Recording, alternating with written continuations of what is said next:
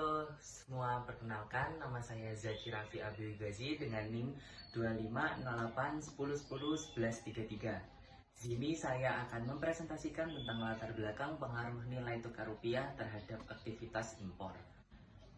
Di dalam era globalisasi saat ini, tidak ada satupun negara yang memenuhi kebutuhannya secara mandiri. Interaksi ini dinamakan dengan perdagangan internasional.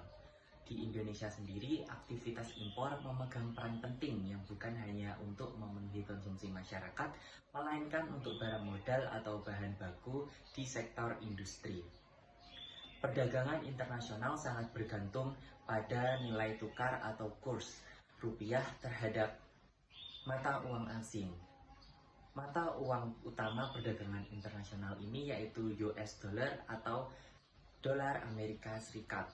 Ketidakstabilan kurs dipicu adanya krisis global atau konflik antar negara, dan pada akhirnya mata uang negara berkembang termasuk rupiah mengalami tekanan hebat. Ketidakstabilan kurs juga mengganggu rencana bisnis para pelaku usaha. Impor sangat dipengaruhi oleh pelemahan nilai tukar rupiah terhadap dolar Amerika Serikat atau USD. Adanya konflik perang internasional seringkali memicu kelangkaan jalur logistik pengiriman barang. Kombinasi ini secara otomatis membuat harga barang impor yang masuk di Indonesia jauh lebih mahal. Artinya, Indonesia mengeluarkan banyak mata uang rupiah untuk membeli atau membayar barang impor, meskipun harga asli barang tersebut di negara asalnya itu tidak berubah. Sebagian besar industri di Indonesia bergantung terhadap barang baku impor. Kombinasi ini berpotensi mengalami kenaikan harga input produksi, di mana biaya produksi yang membengkak dibebankan kepada konsumen dalam bentuk harga barang akhir yang tinggi. Artinya, ketika biaya produksi mengalami kenaikan, maka biaya output atau harga barang jadi mengalami kenaikan atau inflasi. Hal ini dapat memicu turunnya daya beli masyarakat yang diakibatkan inflasi. Tujuan ini yang pertama yaitu menganalisis pengaruh dan dampak fluktuasi nilai tukar atau kurs rupiah terhadap barang impor di Indonesia. Yang kedua, menjelaskan pengaruh dan dampak terjadinya krisis global, konflik antar negara, dan kelangkaan jalur logistik terhadap arus barang impor.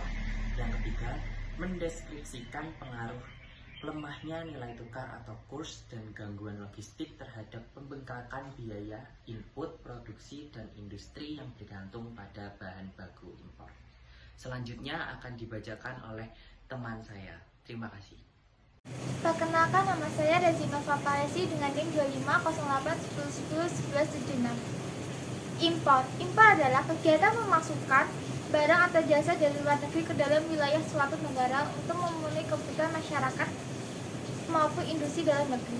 Kegiatan impor dilakukan apabila barang atau jasa yang dibutuhkan tidak tersedia, jumlahnya kurang mencukupi, atau harganya lebih murah dibandingkan produksi dalam negeri. Impor memiliki peran penting dalam perekonomian karena dapat membantu memenuhi kebutuhan bahan baku, barang modal, dan barang konsumsi. Namun, impor yang terlalu tinggi dapat meningkatkan pengeluaran devisa negara dan mempengaruhi neraca perdagangan. Beberapa faktor yang mempengaruhi impor antara lain tingkat pendapatan masyarakat, nilai tukar mata uang, harga barang luar negeri, kebijakan pedagang pemerintah, kebutuhan industri terhadap bahan baku dan barang modal.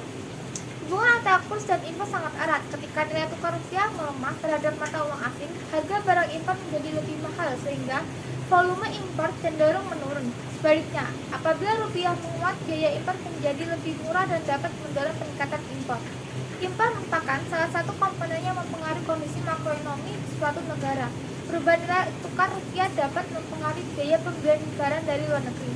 Ketika nilai tukar rupiah melemah terhadap mata uang asing, biaya impor meningkat sehingga volume impor cenderung menurun. Sebaliknya, ketika nilai tukar rupiah menguat, biaya impor menjadi lebih rendah dan dapat mendorong peningkatan impor.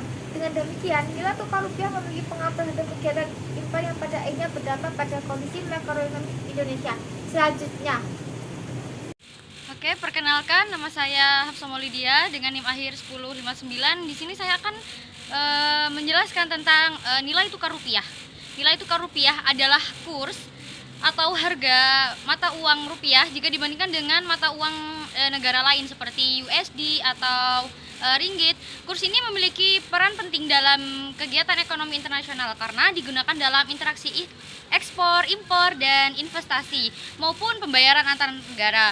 Saat ini kondisi nilai tukar rupiah di Indonesia sedang menghadapi tekanan akibat ketidakpastian ekonomi global, meningkatnya harga energi dunia, dan keluarnya sebagian modal asing dari pasar keuangan Indonesia. Akibatnya, nilai tukar rupiah sempat melemah hingga mencapai level terendah terhadap dolar Amerika Serikat. Untuk menjaga stabilan rupiah, Bank Indonesia mengambil langkah dengan meningkatkan suku bunga acuan dan melakukan intervensi di pasar valuta asing agar nilai tukar Indonesia ini tidak melemah. Pelemahan nilai tukar rupiah berdampak langsung pada kegiatan impor. Barang-barang yang dari luar negeri menjadi lebih mahal karena pembayaran dilakukan menggunakan mata uang asing. Kondisi ini menyebabkan biaya produksi perusahaan yang masih bergantung pada bahan impor ikut meningkat, sehingga harga barang di dalam negeri juga berpotensi naik. Oleh karena itu, stabilitas nilai tukar rupiah sangat penting untuk menjaga kelancaran percadangan internasional, mengendalikan inflasi, serta meningkatkan kepercayaan investor terhadap perekonomian Indonesia saat ini. Kemudian tentang makroekonomi. Makroekonomi adalah cabang ekonomi yang mempelajari kondisi perekonomian secara keseluruhan, seperti pertumbuhan ekonomi, inflasi, pengangguran, investasi, pendapatan nasional, dan kebijakan pemerintah lainnya. Tujuan utama makroekonomi adalah menciptakan perekonomian yang stabil sehingga kesejahteraan masyarakat dapat terus meningkat. Pada kondisi Indonesia saat ini, perekonomian masih menunjukkan pertumbuhan yang cukup baik, tetapi tetap menghadapi berbagai tantangan dari kondisi global. Melemahnya rupiah, terus meningkatnya harga komoditas dunia, serta ketidakpastian ekonomi internasional menjadi faktor yang mempengaruhi stabilitas ekonomi nasional. Pemerintah bersama Bank Indonesia terus berupaya menjaga inflasi tetap terkendali, mempertahankan stabilitas nilai tukar, dan mendorong pertumbuhan ekonomi melalui berbagai kebijakan fiskal maupun moneter. Dalam penelitian ini, nilai tukar rupiah merupakan salah satu indikator makroekonomi yang sangat berpengaruh terhadap kegiatan impor. Ketika rupiah melemah, harga barang impor menjadi lebih mahal sehingga biaya impor meningkat. Sebaliknya, apabila rupiah menguat, harga barang impor menjadi lebih murah dan aktivitas impor cenderung meningkat. Oleh karena itu, perubahan nilai tukar rupiah perlu diperhatikan karena dapat mempengaruhi kinerja perdagangan internasional, biaya produksi perusahaan, tingkat inflasi, serta pertumbuhan ekonomi Indonesia secara keseluruhan. Berikut yang dapat saya jelaskan. Terima kasih.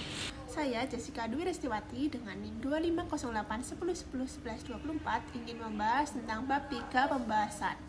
Pada subbab pertama yaitu 3.1, analisis pengaruh dan dampak fluktuasi nilai tukar kurs rupiah terhadap barang impor.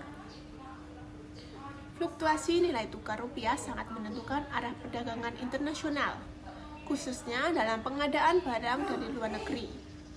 Ketika rupiah melemah atau depresiasi, harga barang impor otomatis menjadi lebih mahal bagi pasar domestik karena importir membutuhkan modal rupiah yang lebih besar.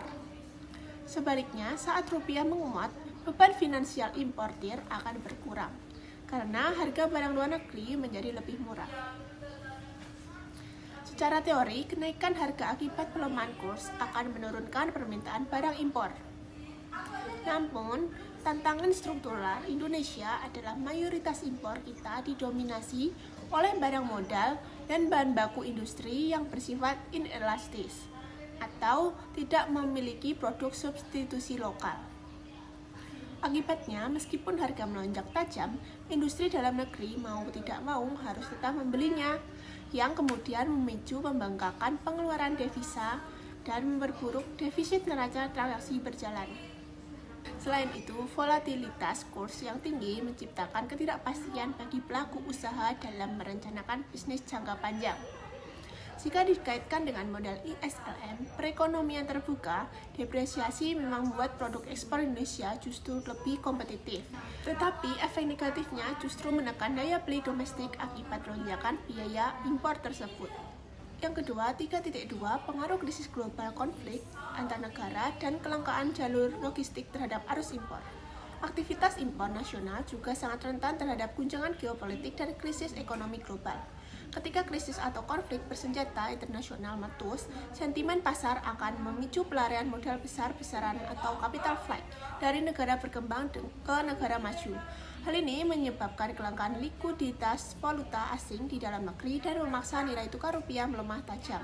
Di sisi lain, konflik antar negara memberikan dampak fisik langsung berupa disrupsi rantai pasok global, penutupan jalur maritim strategis, dan sanksi ekonomi memaksa kapal kargo mengambil rute memutar yang lebih jauh, sehingga terjadi kelangkaan jalur logistik dan keterlambatan pengiriman barang ke Indonesia. Hambatan ini memicu lonjakan biaya logistik global secara eksponensial, seperti kenaikan tarif angkut laut, freight, dan asuransi kapal. Dalam konteks ekonomi makro, kondisi ini menciptakan anomali di mana harga barang impor meroket bukan karena produsen menaikkan harga, melainkan akibat biaya distribusi internasional yang tidak efisien. Pada akhirnya, keterlambatan pasokan bahan baku kritis ini mengganggu siklus produksi industri domestik, memicu kelangkaan barang di pasar lokal, dan memperparah ketidakstabilan ekonomi nasional. Selanjutnya, pembahasan akan dilanjutkan oleh rekan saya. Perkenalkan, nama saya Jam Surya dengan NIM akhir 1052. Di sini saya akan membahas materi mengenai dampak lemahnya nilai tukar dan gangguan logistik terhadap biaya input, produksi, dan inflasi industri. Kombinasi antara pelemahan rupiah dan hambatan logistik global melempar pukulan yang sangat telak bagi manufaktur domestik kita. Realitanya, mayoritas industri Indonesia masih sangat bergantung kepada bahan baku impor untuk menjalankan roda produksinya. Ketika rupiah melemah dan biaya pengiriman laut meroket, biaya untuk menebus bahan baku tersebut membengkak. Kondisi inilah yang memicu inflasi dari sisi penawaran. Untuk menghadapi dilema ini, produsen terpaksa menggeser beban biaya tersebut kepada konsumen akhir demi menjaga margin keuntungan.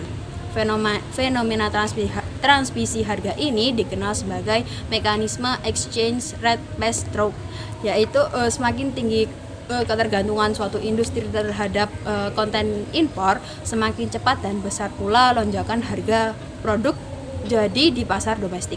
Ketika penyesuaian harga ini meluas, terjadi inflasi struktur yang langsung mengikis biaya beban real masyarakat.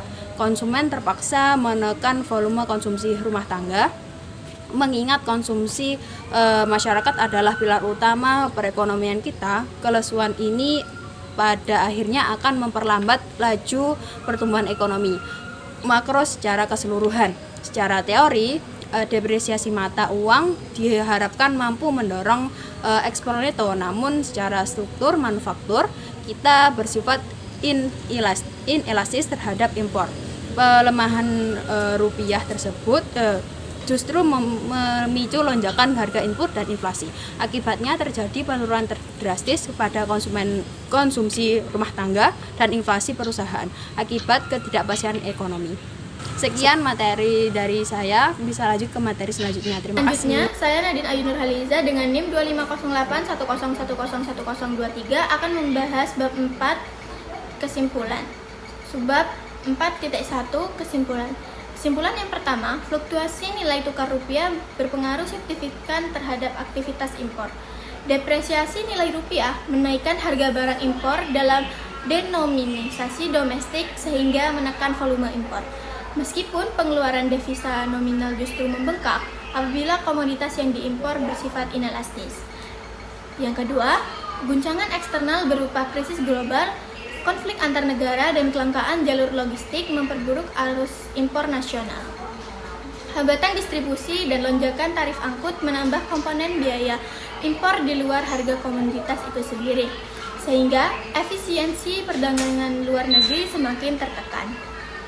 Kemudian yang ketiga, kombinasi pelemahan kurs dan disrupsi logistik memberikan tekanan ganda pada biaya produksi industri manufaktur domestik. Kenaikan biaya input ditransmisikan kepada konsumen melalui mekanisme exchange rate pass-through yang selanjutnya memicu inflasi dari sisi penawaran dan mengikis daya beli masyarakat.